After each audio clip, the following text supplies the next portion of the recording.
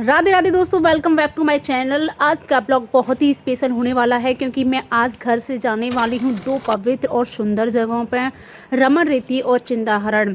सबसे पहले हम करेंगे रमन रेती को एक्सप्लोर। मैं आपको बताना चाहती हूँ कि रमन रेती का मतलब क्या होता है। रमन का मतलब होता है आनंद से और रेती का मतलब होता है रेत से।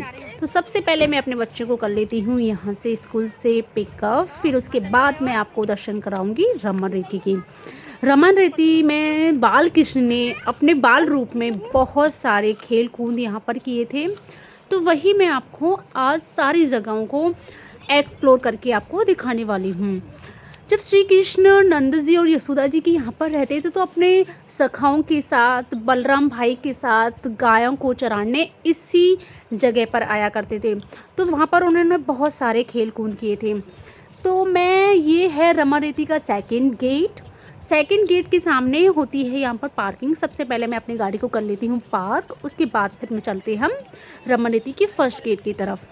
तो आज इस पवित्र स्थान पर हम आनंद से एंजॉय करने वाले हैं दोस्तों। कुछ हमारे यहाँ गेस्ट भी आए थे तो हमने सोचा था चलो क्यों ना उनके साथ हमें रमन रेती जाना चाहिए, क्योंकि मैं रमन रेती पहले भी होके आई हूँ, मगर ये लोग अभी आए थे तो इन्होंने बोला था हमने देखा नहीं है रमन रेती, तो मैंने चलो तो हम इनको लेके चलते हैं रमन रेती।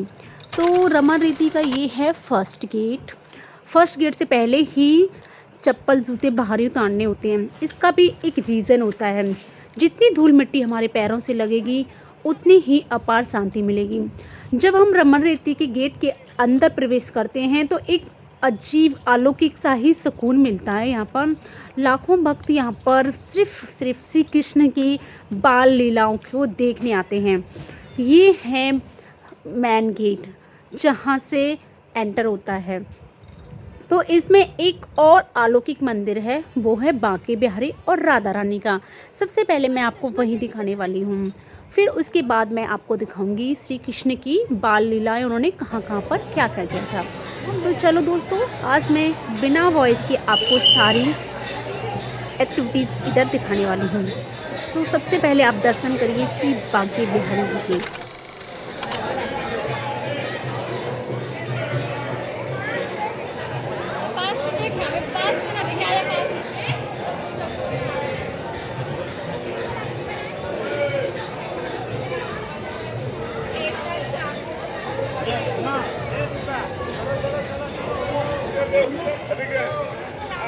यहाँ की इतनी अपार शांति होती है ना दोस्तों, मैं भी यहाँ पर अपने आप को रोक नहीं पाई, मैं भी झूमने लगी।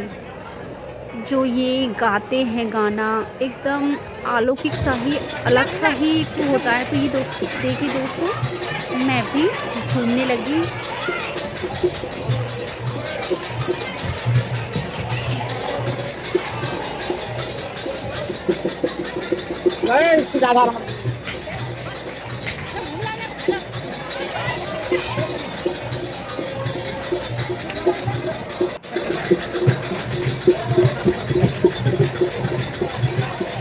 तो उसके बाद मैं आपको दिखाऊंगी रमन रेती का रेत, जिसमें बाल कृष्ण ने अपनी लीलाएं यहाँ पर की थी, अपने दोस्तों के साथ खेला करते थे इसी मिट्टी में।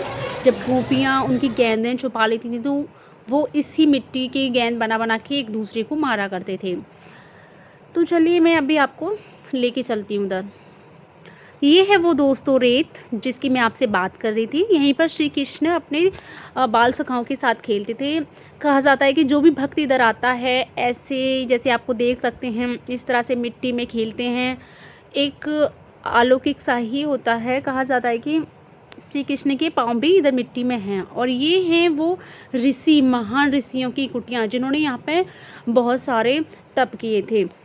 अभी मैं इसके बाद आपको लेके चलती हूँ रमन सरोवर। रमन सरोवर क्या होती है ये मैं आपको बता रही हूँ कि रमन सरोवर वो होती है जब श्री कृष्ण खेल कूद कर, जब उनके बाल सखाओं गाय वगैरह को प्यास लगती थी तो उन्होंने अपने पैर की अंगूठे से इस मानसरोवर को उत्पन्न किया था, जिससे बाल सखा सब भी प्यास और नहाया करते थे। कहा जाता है कि जो भी भक्त इधर आता है, इसमें स्नान करता है या पानी को माथे से लगाता है तो उसकी सारी मनोकामनाएं पूर्ण हो जाती हैं। ये वही मानसरोवर है दोस्तों, आप देख सकते हो। उसके बाद मैं आपको लेके चलूँगी डियर पार्क।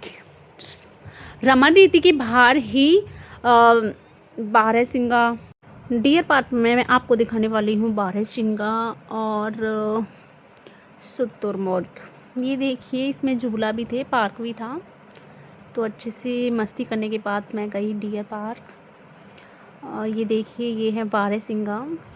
यहाँ की भी मान्यता है, जो भी इन्हें दान करता है तो श्रद्धा से जो करता है तो मनोकामनाएं तो भाई पूर्ण होंगी।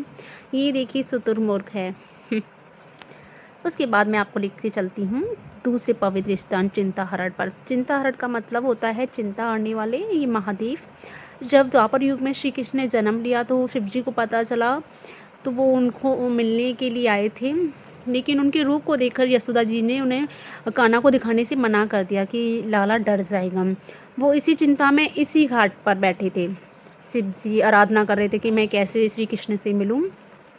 जब श्री कृष्ण ने वहाँ पर रोना स्टार्ट किया तो माता समझ गई कि ये बाबा की वजह से रो रहे हैं, तो वो श्री कृष्ण को लेकर यहाँ पर आई और महादेव की सारी चिंताएं दूर हो गई। तो इसलिए तब से उनका नाम चिंताहरण पड़ा है। ये देखिए श्री महादेव, जिसकी भी चिंता होती है वो दूर कर देते हैं श्री महादेव।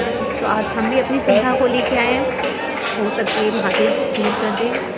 ये देखिए आरती होने वाली है, क्योंकि 12 बजने वाली है, तो शिव की आरती होने वाली है। फिर उसके बाद हमने थोड़ा खाना पीना स्टार्ट किया, गोलगप्पे जूस।